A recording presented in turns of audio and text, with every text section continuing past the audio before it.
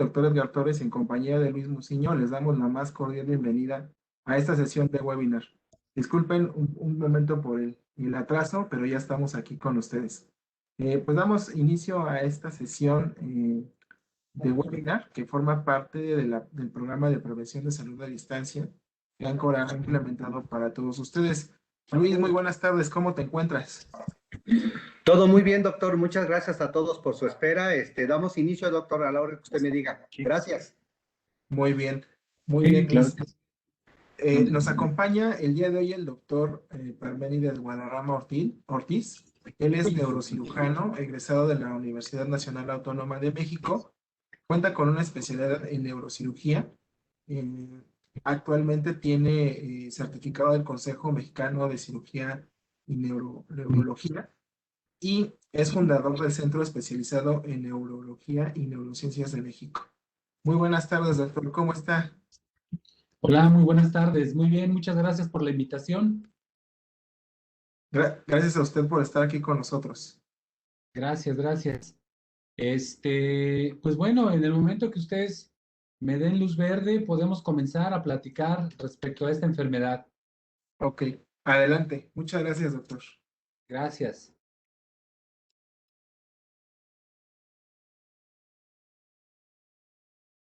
¿Ahí ven la presentación completa? Sí, ya se ve ahí completa la Sí, presentación. correcto. Sí, Gracias, doctor. Bien, muchas gracias.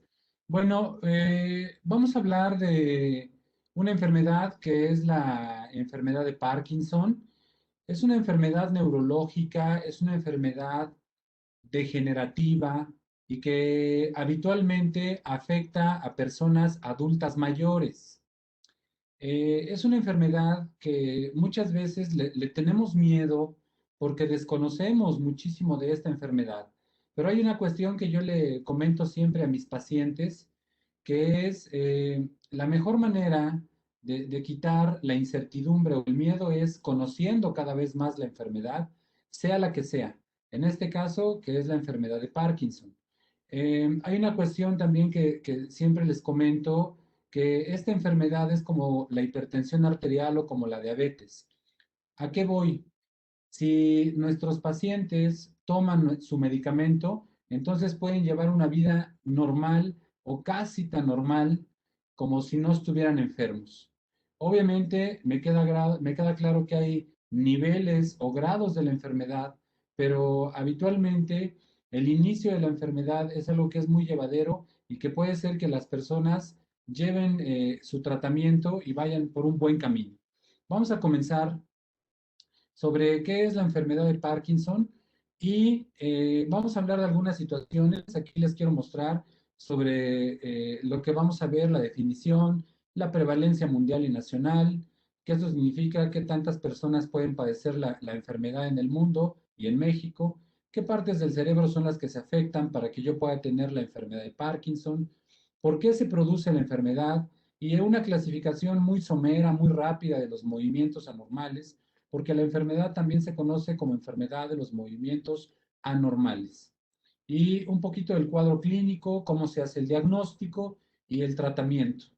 Y vamos a enfocarnos a los tratamientos médicos y quirúrgicos, sobre todo para informar a nuestros pacientes cuáles son las opciones que tienen. Bueno, pues la enfermedad de Parkinson es una enfermedad neurodegenerativa. Esto quiere decir que es una enfermedad crónica y que cada vez va avanzando, cada día va avanzando un poquito, pero hay medicamentos que nos pueden ayudar para disminuir este avance. Está caracterizada por movimientos inadecuados o excesivos y es el trastorno más frecuente después de la enfermedad de Alzheimer. Bueno, la enfermedad es una enfermedad que se conoce ya desde hace un buen tiempo. James Parkinson la describió por ahí de 1817, pero no fue hasta 1860, 1870 que el doctor Jean-Martin Charcot realmente acuñó el nombre y describió la enfermedad de manera completa. Entonces, si podemos ver, es una enfermedad que se conoce ya desde hace mucho tiempo y algo que es importante mencionar es que la mayor tasa de incidencia se da a la edad de los 56 años, con una relación entre hombres y mujeres de 2 a 1. En muchas poblaciones es más frecuente en el caso de hombres. ¿Cuál es la prevalencia? ¿A qué me refiero con esto de la prevalencia? ¿Cuándo se padece y qué tantas personas lo padecen en México y en el mundo? En México se ha estimado una prevalencia que es entre 40 a 50 casos por cada 100,000 habitantes al año y afecta aproximadamente al 3% de las personas mayores a 65 años. Entonces, esto es una enfermedad que afecta principalmente a personas adultas mayores, pero bueno, hay algunas personas que son más jóvenes. eh, Digo, desgraciadamente, a mí me ha tocado ver pacientes de 40 años, 50 años, pero son los menos. Realmente podríamos contarlos con los dedos de una mano, los pacientes que nosotros manejamos entre 40 y 50 años. La mayoría es una enfermedad, o la mayoría de personas que la padecen son personas adultas mayores. Y ahorita vamos a ver por qué. Aquí donde dice este recuento anatómico, me queda claro que es una charla para personas que no están relacionadas al área médica, pero lo que sí quiero mostrarles es que en el cerebro hay un área dentro del mesencéfalo, que mesencéfalo significa cerebro medio, aquí en la parte media del cerebro, hay un área que se encarga de producir dopamina. Y esa dopamina, vamos a verlo, ¿no? Ah, ahí está ya. Bueno, no sé si ven mi cursor. Sí, sí lo Sí, vemos. Sí, doctor. sí. Bueno, esta área, este mesencéfalo, este es un corte de la parte media del cerebro y esta sustancia o esta parte oscura se llama sustancia negra. Aquí en la sustancia negra es el sitio donde se produce la dopamina. Esa dopamina es un neurotransmisor o es una sustancia que nos ayuda a la comunicación intracerebral para la planeación de los movimientos. Esto es algo muy importante porque realmente la enfermedad tiene que ver con la planeación del movimiento. Entonces, hay ciertas estructuras cerebrales, como esto que se ve aquí abajo, que se llaman núcleos de la base, y estos núcleos de la base son los que se encargan de la planeación del movimiento. Como lo pueden ver, estos núcleos de la base se encuentran en la parte central del encéfalo o central del cerebro. Son centroencefálicos o centros cerebrales, ¿sí? Cuando se disminuye la producción de la dopamina aquí en la sustancia negra, como podemos ver en las imágenes de la derecha, entonces es cuando se empieza a producir los movimientos involuntarios. Y la producción de esos movimientos involuntarios obviamente se ve reflejado aquí en una disminución en la producción de la dopamina. Este estudio que se ve aquí abajo es una tomografía por emisión de positrones con un protocolo de dopamina donde se deja ver del lado izquierdo la secreción de dopamina o la producción de dopamina y del lado derecho se ve que esta producción de dopamina está disminuida o casi perdida. Esto que tenemos del lado derecho de nuestra pantalla es una resonancia magnética mostrando la misma imagen que veíamos hace un momento y se ven aquí los núcleos de la base, esta parte que estoy señalando con el cursor y como nos podemos dar cuenta es la parte central del encéfalo. Estos núcleos de la base se ven mejor representados en este esquema del lado izquierdo y estos núcleos de la base pues son los que se encargan de la planeación del movimiento. Yo considero que no es necesario meterme a más situaciones anatómicas. Si alguien tuviera una duda, con mucho gusto la podemos resolver. Nada más por mencionar, allí hay unos componentes de los núcleos de la base o de los ganglios basales. Y estos componentes solo los quiero mencionar porque algunos de nuestros pacientes se informan o leen en el Internet y entonces quieren saber un poco más de estas estructuras, ¿no? Y tenemos aquí que tenemos al estriado, que es el caudado y el putamen, que son estas partes en azul que tenemos dentro de la parte cerebral, el segmento interno y externo del globo pálido y la sustancia negra. La sustancia negra y los núcleos subtalámicos que están en la parte baja. Bueno, Hay una entidad que también me gustaría mencionar antes de seguir con la enfermedad de Parkinson. Esta entidad se llama Parkinsonismo. El Parkinsonismo es una entidad en la cual se producen movimientos involuntarios, pero no están ocasionados por la deficiencia de una sustancia. Están ocasionados más bien por la intoxicación de un medicamento, de un fármaco, o están ocasionados, como se ve en la imagen, aquí en esta imagen de la derecha con la flecha, esta flecha amarilla, se pueden ocasionar por un infarto.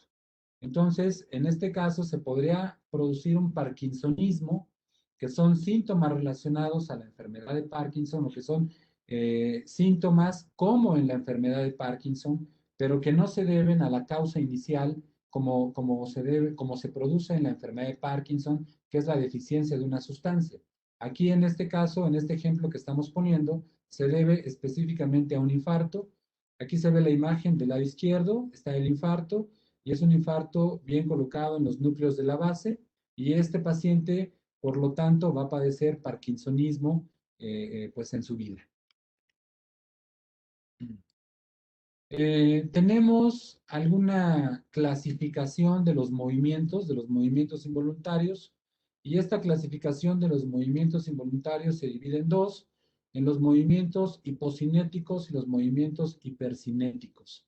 Hipocinéticos significa movimientos eh, lentos. Son movimientos que se deben precisamente a la deficiencia de ciertas sustancias, y básicamente son movimientos de una tendencia a la lentitud, contrario a otros, y aquí es donde se engloba a la enfermedad de Parkinson, ¿sí?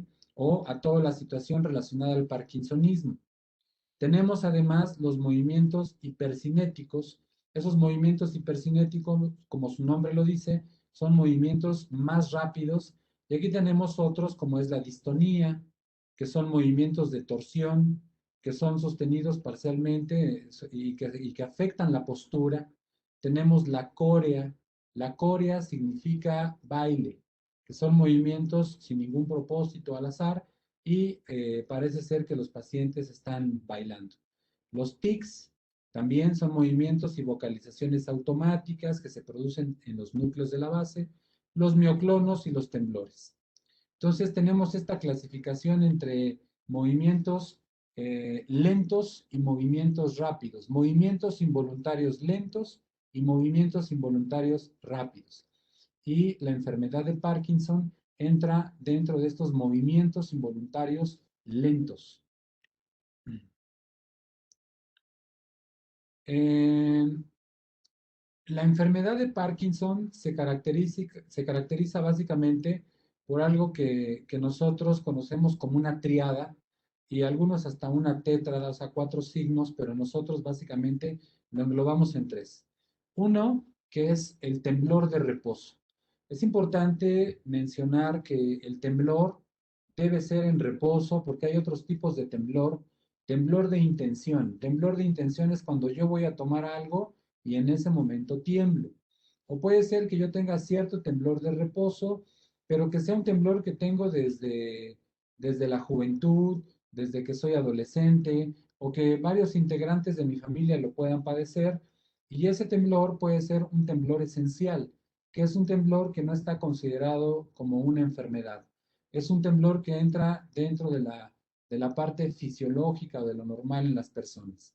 Eso se llama temblor esencial. En el caso de la enfermedad de Parkinson, el temblor es un temblor en reposo. Siempre que estoy en reposo, tiemblo. Además, otra de las características es la bradicinesia. Bradicinesia significa movimientos lentos. O sea, el caminar lo hago lento, el moverme lo hago lento, las expresiones de mi cara también son lentas, y de ahí se desprende algo que nosotros siempre comentamos. De manera técnica le decimos hipomimia, pero cuando queremos dirigirnos hacia nuestros pacientes, decimos que si tienen una cara fija, una cara acartonada o una cara inexpresiva. Ahí también tiene que ver esa lentitud. Hay lentitud al parpadeo, lentitud a la coordinación de los movimientos, y hay hasta como cierta lentitud al hablar. También tiene que ver con todos esos movimientos lentos y la bradicinesia. Además, se caracteriza por otra situación que es la rigidez. Hay una rigidez que se puede dar habitualmente hacia las extremidades y los pacientes de inicio no saben que tienen esa rigidez y lo manifiestan por dolor. Ellos se quejan de dolor, les duele la cadera, les duele la espalda, les duele el hombro y cuando nosotros exploramos a nuestros pacientes nos damos cuenta que lo que está predominando es cierta rigidez y esa rigidez es lo que está ocasionando el dolor. Además, otra característica importante que están teniendo nuestros pacientes, que vamos a ver un poco más adelante, pero que ahorita vale la pena mencionar, es la inestabilidad postural. Inestabilidad postural significa que yo puedo estar sentado o puedo estar acostado, pero al momento de incorporarme, al ponerme en dos pies o en bipedestación, en ese momento tengo alteraciones en el control de la presión arterial y en ese momento tengo cierta inestabilidad postural, ¿sí? Clínicamente, con dos de estos o uno de ellos, ¿sí? Siendo el temblor o la bradicinesia, son importantes para el diagnóstico. El diagnóstico de la enfermedad se hace de manera clínica. El diagnóstico no se hace a través de estudios radiológicos o de estudios electrofisiológicos. Cuando yo digo electrofisiológicos, me estoy refiriendo a un electroencefalograma, a unos potenciales evocados somatosensoriales o alguna situación así. El diagnóstico se hace clínico. Clínico significa platicando con el paciente, platicando con la familia, revisando al paciente y observando a nuestros pacientes. Así es como se hace el diagnóstico de la enfermedad de Parkinson. Hay algunos estudios muy avanzados que nos pueden ayudar, pero realmente tienen poco peso para el diagnóstico. Estos estudios, como lo vamos a ver un poquito más adelante, es la tomografía por emisión de positrones. Pero es algo que no se usa de manera rutinaria y que no es necesario para hacer el diagnóstico. Bueno, pues el cuadro clínico se caracteriza por, como ya hemos mencionado, los movimientos lentos o bradicinesia, temblor en reposo, la rigidez, pérdida de los reflejos posturales, ¿sí? Y una postura flexionada al caminar y puede llegar en cierto momento hasta paralizarse en bloque. Ahí tenemos la imagen de una persona muy conocida que es Mohamed Ali y vemos cómo se está produciendo un temblor en reposo, específicamente en su mano del lado izquierdo. Y bueno, pues voy a mostrar nuevamente el video para que lo podamos analizar un poco y que veamos cuáles son los movimientos que está teniendo. Desde que entra con una facie inexpresiva, poco expresiva, no hay braceo, tiene los brazos pegados al cuerpo, se mueve muy poco y tiene movimientos lentos. Tiene movimientos lentos y ya desde ahí se nota el temblor. Además de las manitas que las está, siempre ese es un signo muy característico, que una mano sostiene a la otra con la finalidad de no permitir que se esté moviendo o de no permitir que se produzca ese temblor. Es como una cuestión que uno hace para compensar ese tipo de movimientos. Aquí tenemos otro de nuestros pacientes. Déjenme decirles que para que nosotros podamos poner en algún momento a alguno de nuestros pacientes, tenemos consentimientos informados, ¿eh? No usamos nunca algún video o alguna fotografía de nuestros pacientes sin tener el consentimiento previo por escrito. Entonces, esto es algo importante de mencionar para que ustedes sepan. Vean la postura que tiene. Es una postura Es una postura que no tiene braceo, es una cara que no tiene expresión y además se va muchísimo de lado. Y aquí del lado izquierdo podemos ver cuáles son algunas de las características de la enfermedad, que es la fase inexpresiva, lentitud en los movimientos, temblor en reposo, la inestabilidad al ponerse de pie, la rigidez que es fácilmente detectable en el codo. Nosotros hacemos movimientos movimientos a nuestros pacientes al frente y atrás, o movimientos de la palma de la mano, y ahí podemos detectar la rigidez que puede estar teniendo. Y la postura, el centro de gravedad se mueve. El centro de gravedad es algo que ya no se puede sostener en el sitio donde está y habitualmente se va hacia adelante, y eso hace que la marcha se vaya hacia adelante y que caminen con la punta de los pies o que caminen muy rápido, ¿sí? Entonces, esas situaciones también son cuestiones que se van presentando. La marcha es una marcha sin braceo, con los brazos pegados al cuerpo. El temblor es uno de los signos más frecuentes que se presentan en nuestros pacientes. Tenemos maniobras muy específicas como el hecho de levantar las manitas, y esa maniobra hace que se presente el temblor inmediatamente. Es un temblor distal, eso también es importante mencionar, es un temblor que se da hacia las manitas. Permanece principalmente en un brazo, puede ser en los dos, pero principalmente en un brazo, y después se va generalizando, ¿sí? El temblor habitualmente es un temblor que va de 4 a 6 ciclos. Eso es algo que nosotros debemos saber como médicos, porque cuando mandamos a hacer estudios electrofisiológicos, por ejemplo, un estudio del temblor, ese estudio del temblor me tiene que reportar que tiene que ser entre 4 a 6 ciclos por segundo para saber que realmente es enfermedad de Parkinson.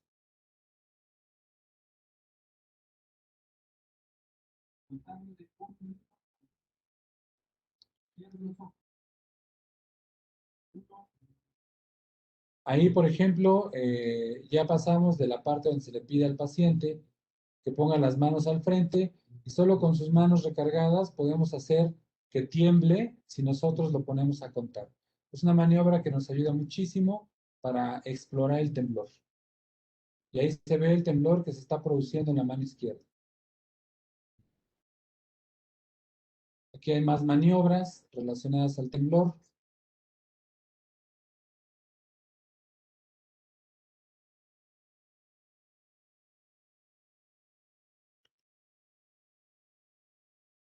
Eh, Tenemos otro de los datos clínicos importantes, que es movimientos lentos y desorganizados. Esa es la bradicinesia, principalmente los movimientos lentos, ¿sí? Aquí se pide a nuestra paciente que abre y cierre su manita, y cuando abre y cierra la mano, obviamente tiene dificultades para hacerlo. Otra cuestión que tenemos que observar es la cara, la fascia inexpresiva que está teniendo. ¿Mm? Vean ese movimiento de la mano derecha, y ahora vamos a ver el movimiento del otro lado.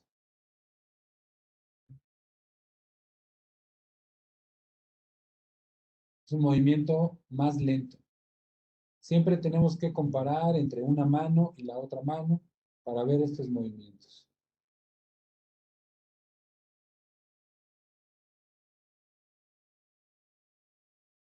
Vamos a verlos juntos.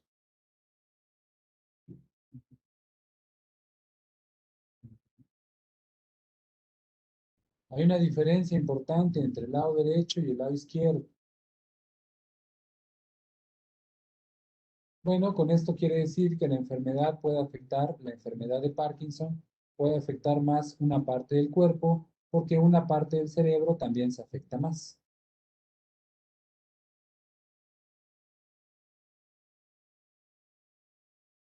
Ahí se ve una dificultad importante en el movimiento. A eso me refería hace un momento con movimientos lentos y desorganizados.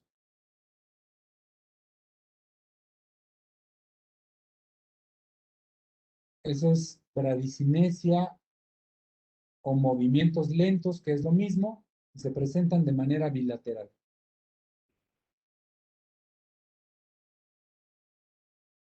La rigidez. La rigidez se explora moviendo la mano o moviendo el codo sobre el brazo, y se encuentra una resistencia aumentada al movimiento de la extremidad. Nosotros clínicamente a eso lo conocemos como rueda dentada o rueda de carreta, Y también clínicamente se puede ver como un hombro doloroso o un hombro rígido. Es como los pacientes lo detectan, o como cierto dolor en la parte baja de la espalda, dolor lumbar. Después tenemos otro tipo de movimiento donde también esa coordinación en los movimientos se nota de manera anormal.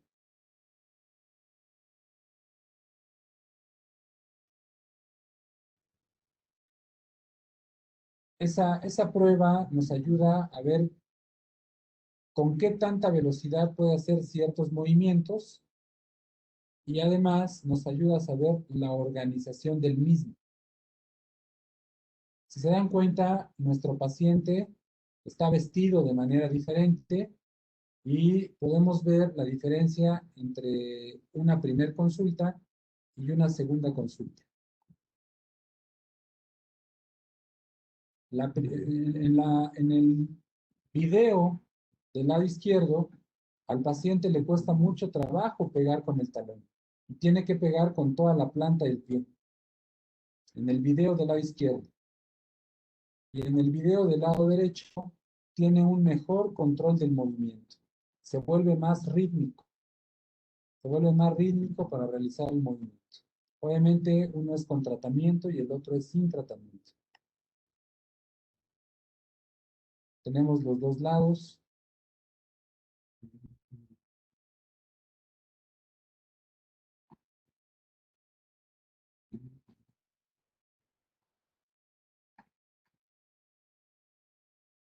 Y son movimientos que les cuestan trabajo. La pierna se siente rígida.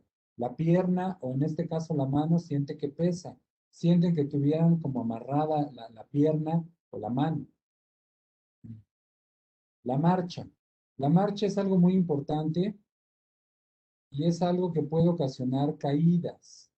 Vean, es una marcha donde se bracea poco, no hay braceo, hay poco movimiento de basculación entre uno y otro de los brazos, entre la cadera, y el movimiento de los pies también es muy diferente respecto a una persona normal. Arrastran los pies y no suben las puntas, no elevan las puntas para caminar en el inicio y después arrastran con las puntas.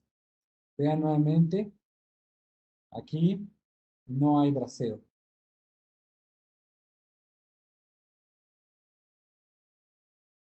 Y todo esto se debe a movimientos involuntarios, movimientos anómalos, y se debe a la deficiencia de una sustancia. Algo que quiero mencionar de una manera rápida, me queda claro que esto es nada más para que nos enteremos eh, de manera general, es que no toda la enfermedad de Parkinson se engloba en temblor, en rigidez o en movimientos lentos. Hay otros síntomas que ya están muy estudiados y vean que estoy diciendo síntomas, o sea, son situaciones que el paciente nos platica, que el paciente siente o que están en el día a día, se están produciendo y que a veces las podemos dejar pasar o las dejamos pasar de largo y que a veces los médicos no tenemos pues la curiosidad de investigarlos, ¿no? Estos síntomas nosotros ya los tenemos englobados en un cuestionario de síntomas no motores de la enfermedad de Parkinson. Y dentro de estos se engloban muchas situaciones. Aquí está, cuestionario de síntomas no motores de la enfermedad de Parkinson. Como el nombre lo dice, son situaciones que no tienen que ver con el movimiento. Son situaciones que tienen que ver con la regulación del sistema nervioso autónomo o que tienen que ver con otras vías nerviosas que controlan movimiento. Por ejemplo, el hecho de que un paciente presente salivación durante el día, que tenga pérdida o alteración en la percepción de los sabores, dificultad para tragar comida o bebidas o tendencia a atragantarse, y realmente tiene que ser la dificultad para tragar, o sea, es la dificultad para deglutir, que tenga vómito, náusea. El estreñimiento es uno de los síntomas muy frecuentes. Hacen el vientre o van a evacuar 2 o 3 veces a la semana nada más. En las etapas iniciales pueden tener incontinencia fecal, se les escapan las heces y cuando van al sanitario tienen la sensación de no haber vaciado el vientre de manera completa. Algo a lo que nosotros nos enfrentamos muchísimo, muy, muy frecuente, es esta sensación de tener que orinar urgentemente. Se levantan muchas veces en la noche a orinar, tienen problemas para recordar cosas, además tienen estos sentimientos de tristeza, baja de ánimo y se sienten decaídos, tienen caídas frecuentes, aquí como en el punto número 21, caídas frecuentes, y tienen sensación de mareo, debilidad al ponerse de pie. A esto nosotros le llamamos inestabilidad postural. Después de haber estado sentados o acostados, les cuesta trabajo ponerse de pie porque les da mareo o debilidad. Otra situación importante es los sueños intensos, vívidos o pesadillas. Obviamente eso es algo que nos refiere la familia. La familia ve a nuestros pacientes y ellos nos dicen, doctor, es que se mueve mucho, es que tira golpes, es que tira patadas, es que parece que está actuando sus sueños. Sí, efectivamente, tienen los sueños intensos, vívidos, tienen pesadillas y además hablan o se mueven durante el sueño. Estas cosas son muy importantes. Dice, habla o se mueve durante el sueño como si lo estuviera viviendo. Estas cosas son importantes que nosotros como médicos las sepamos porque consideramos, bueno, yo considero que nuestros pacientes y los familiares merecen una explicación de lo que está sucediendo y ante tantas situaciones, pues a veces ellos ya como que ya no creen que puedan ser tantas situaciones, ¿no? Tantas cosas que le están pasando al paciente y que se deben específicamente a la enfermedad de Parkinson. Otra cuestión es la hinchazón en las piernas, visión doble, tener alucinaciones o ciertas situaciones, un poquito de paranoia, creer que le están pasando cosas que otras personas le dicen y que no son verdad, también son síntomas muy, muy frecuentes. Para nosotros es muy frecuente enfrentarnos a esto. Es importante que nuestros pacientes sepan que la enfermedad no solo se engloba en movimientos involuntarios, sino que también tiene síntomas que no están relacionados con el movimiento. Bueno, ahí están, prevalencia de algunos síntomas, de los que ya mencionamos, de los más importantes es la hiposmia, que tengan alteraciones en la percepción de los sabores y de los olores. Nicturia, que se levanten muchas veces al baño en la noche, que tengan la urgencia urinaria, tienen ganas de orinar y tienen que correr al baño. La depresión también es algo muy frecuente. La constipación, el estreñimiento, ansiedad. Los pacientes se vuelven olvidadizos y también tienen insomnio. Bueno, pues el diagnóstico, como lo mencionamos, es puramente clínico. Clínico significa platicando con nuestro paciente, platicando con la familia, revisando al paciente. Esa es la manera de hacer el diagnóstico. El hallazgo de la tétrada característica y la buena respuesta al tratamiento con levodopa son los mejores indicadores del diagnóstico y de que estamos haciendo un diagnóstico certero. Estudios de imagen, bueno, pues la resonancia magnética nosotros la pedimos como protocolo, pero la pedimos como protocolo no para hacer diagnóstico de la enfermedad de Parkinson. La pedimos como protocolo para saber que no está ocurriendo alguna otra situación. O sea, la pedimos para hacer diagnósticos diferenciales, pero la resonancia magnética no nos ayuda al diagnóstico de la enfermedad de Parkinson. Nosotros la pedimos para saber que no está ocurriendo un infarto cerebral o la pedimos para saber que no hay un tumor o alguna otra situación que el paciente pueda tener y que le esté ocasionando un parkinsonismo. Ahí está una tomografía y en la tomografía lo que podemos ver, esta imagen blanca que se ve al centro, bueno, aquí en la parte izquierda del cerebro, esta imagen quiere decir que hubo una hemorragia. Ese paciente puede tener datos de parkinsonismo y no precisamente la causa es la misma de una enfermedad de Parkinson. Para eso pedimos los estudios, para descartar otras entidades que me estén dando o simulando una enfermedad de Parkinson. Ahí está la misma imagen en otro corte, un corte coronal. Y bueno, la tomografía por emisión de positrones en un protocolo de fluorodopa muestra una disminución significativa en la captación de los núcleos de la base, como se puede ver en este sitio, ¿no? Se pone la dopa y una vez que se pone esa dopa marcada, podemos saber si hay marcaje o no hay marcaje y se puede saber si se está produciendo o qué tanto se puede estar produciendo de esa dopamina. El tratamiento. El tratamiento, yo quiero mencionar que el tratamiento es un tratamiento multidisciplinario. El tratamiento lo tiene que llevar, se tiene que llevar desde el punto de vista neurológico, lo tiene que llevar, se tiene que llevar desde terapia física y rehabilitación. Nosotros aquí en nuestro centro tenemos un área que se llama neuropsicología. Neuropsicología ayuda muchísimo al paciente a una reprogramación de los movimientos, les enseña a caminar nuevamente y les enseña nuevamente a tener como soltura en ciertos movimientos. Entonces, el tratamiento es multidisciplinario. Además, vale la pena en algún momento tener psicoterapia para empezar a generar duelos por la nueva enfermedad que se está padeciendo. Entonces, el tratamiento es multidisciplinario, no es nada más medicamentos o no es nada más una cirugía y con eso va a ser suficiente. Tenemos que hacer muchas cosas. La farmacoterapia o el hecho de dar medicamentos se basa en mantener la calidad de vida del paciente en su máximo posible. Entonces, los medicamentos se dan para mantener una calidad de vida muy adecuada o lo mejor que se puede.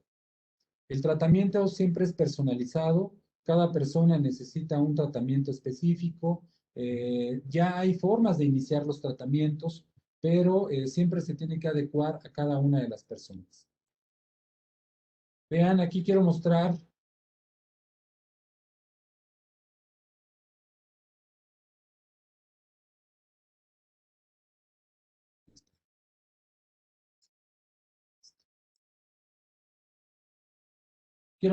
un video de uno de nuestros pacientes. El 21 de junio acudió, es un paciente joven, se ve que tiene una marcha lenta, no bracea, tiene temblor principalmente del lado izquierdo, tiene una facie poco expresiva, el temblor está muy marcado. Aquí algo que es preocupante es que es un paciente joven. ¿Qué pasa cuando se le da tratamiento y lo vemos 7 días después? 7 días después el paciente está caminando mucho mejor, ya bracea, sus movimientos son más rápidos,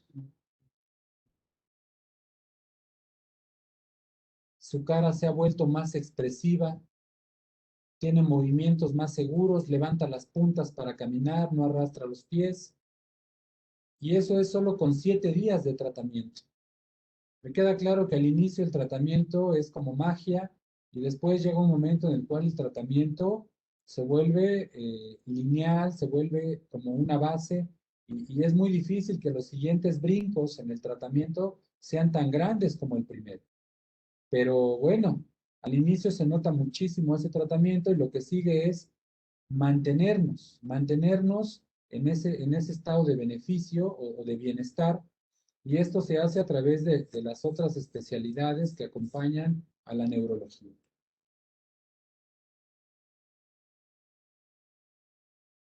La levodopa o la dopamina, en este caso, la levodopa es el agente farmacológico o el medicamento, que es uno de los medicamentos más potentes para el tratamiento sintomático de la enfermedad de Parkinson. Sin embargo, tiene una alta tasa de efectos secundarios y a los 5 años el 50% de nuestros pacientes ya no tiene mayor beneficio con este medicamento. Por eso es uno de los medicamentos que se deja al final para el tratamiento de la enfermedad de Parkinson, a pesar de que sabemos que es uno de los mejores. El punto aquí importante es que si lo iniciamos a dar desde las primeras etapas de la enfermedad, pues nos vamos a acabar todos los recursos y después vamos a tener poco que ofrecerle al paciente. Por eso tenemos que usar otros recursos farmacológicos. Quiero mostrarles un poco, nada más una muestra de cómo se hace otro tipo de tratamiento para la enfermedad de Parkinson, y es un tratamiento quirúrgico. El tratamiento quirúrgico se hace a través de una técnica que se llama estereotaxia. La estereotaxia, se mete un electrodo a la cabecita y ese electrodo se hace con el paciente despierto. Se hace con el paciente despierto, el paciente llega el día de hoy al hospital y el día de mañana ya podría estar en casa. Y bueno, pues casi llevando una vida normal, nada más que sin síntomas de la enfermedad de Parkinson. Esa es una muy buena noticia, pero la mala noticia es que es un tratamiento paliativo. Paliativo significa que se va a acabar el beneficio y que se podría operar nuevamente en una segunda ocasión con un beneficio menor, pero se pudiera operar, pero al final no son tratamientos curativos. El paciente no se va a curar, el paciente solo va a mejorar un tiempo y después de eso va a regresar nuevamente a los síntomas que antes tenía. Los métodos que se usan es la palidotomía, la talamotomía y la subtalamotomía. Y esto son procedimientos que se usan para la rigidez y para el temblor. Ese es el marco que se utiliza, un marco de estereotaxia. Ese marco de estereotaxia, vean, se le coloca en la cabecita al paciente y ya con ese marco se manda a hacer la tomografía. Ya con la tomografía se pueden calcular las coordenadas para que nosotros podamos hacer una lesión, como se ve aquí.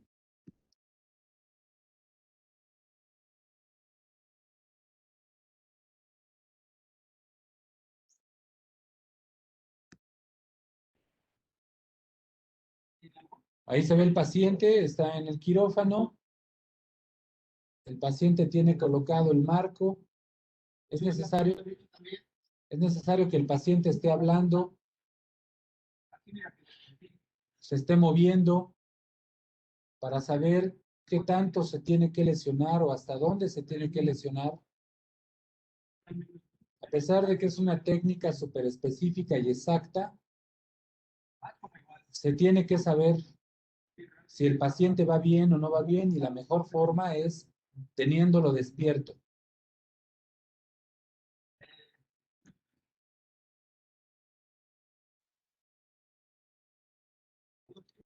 La herida que se hace en la cabecita es una herida muy chiquita, es alrededor de 2 centímetros. Se hace un pequeño hoyito en el cráneo y a través de ese hoyito es donde se mete el electrodo.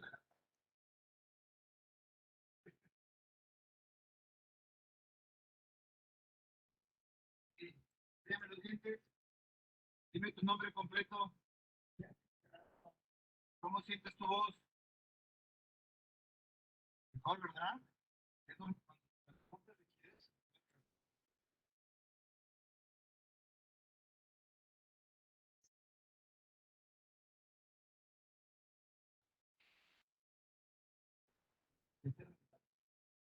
Bueno, ahí mostramos los movimientos que se hacen durante la cirugía. Es una cirugía muy pequeñita. Es una cirugía que ayuda mucho a los pacientes. Me queda claro que algunos de los pacientes son candidatos. No todos los pacientes son candidatos. Obviamente hay que hacer un protocolo para saber qué paciente es candidato y qué paciente no es candidato. Otra manera de resolverlos a través de un neuroestimulador se llama estimulación profunda cerebral, y esto se hace, como se ve en la imagen, a través de un generador de impulsos que se implanta en el pecho, y ese generador llega hasta los mismos sitios de los que hemos hablado, y entonces nosotros podemos controlar los movimientos que puede estar teniendo, como se ve en estas imágenes. Esa primera imagen, nosotros podemos controlar un movimiento de ese tamaño, o como en esta imagen del otro extremo, del lado derecho, podemos hacer que sea menos el movimiento. Y esto se hace a través de transductores, estimulando ese generador o ese estimulador que tenemos en el pecho, en el tórax.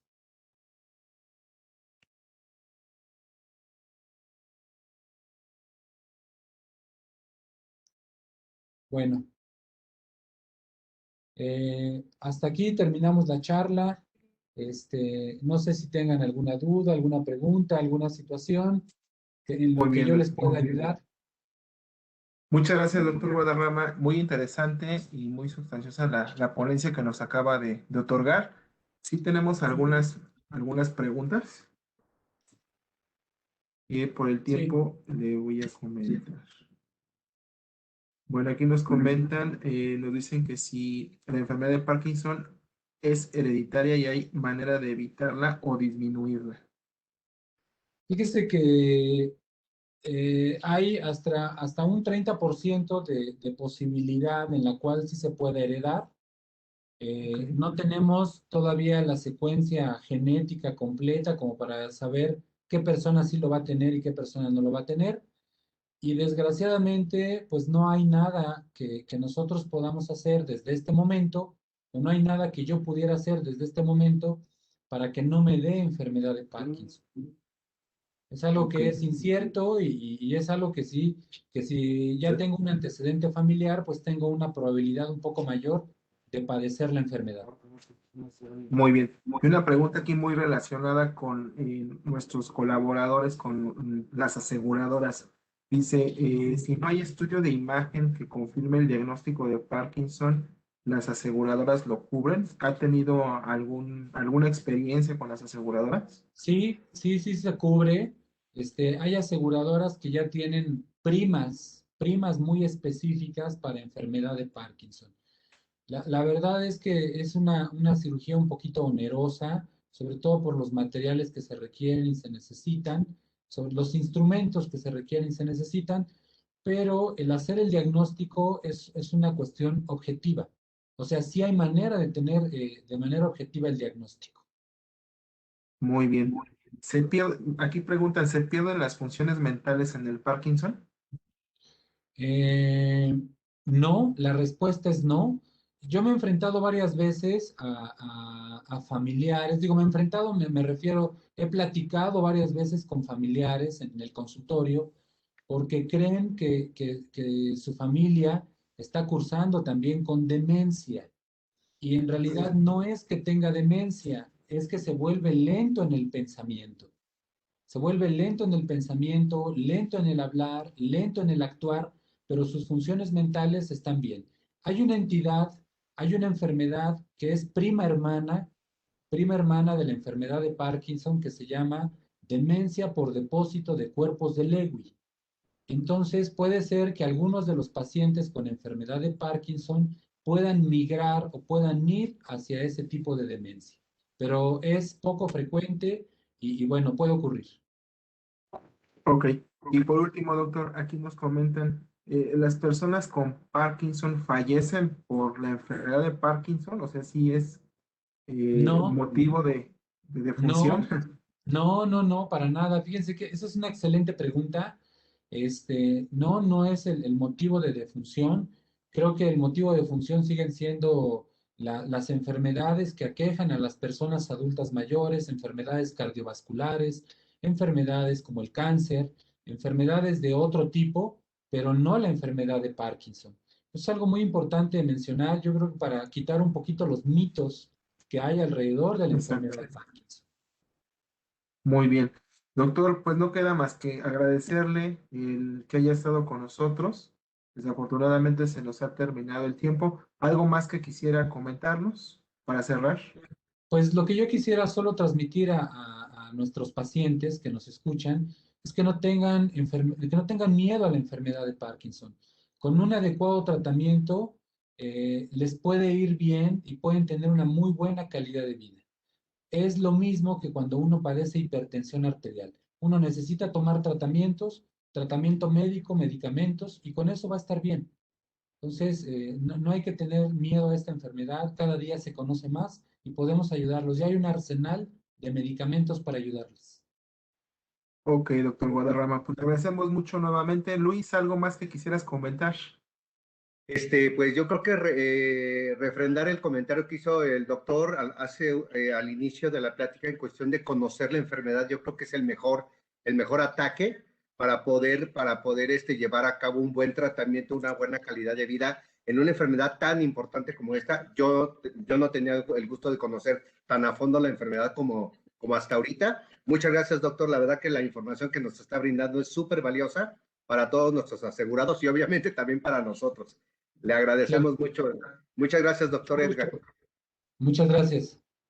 Gracias, doctor Guadarrama. Pues, querida audiencia, nos despedimos. Les recordamos que el programa de prevención a distancia continuará con este ciclo de sesión de webinars, en donde seguiremos abordando temas de interés para todos ustedes.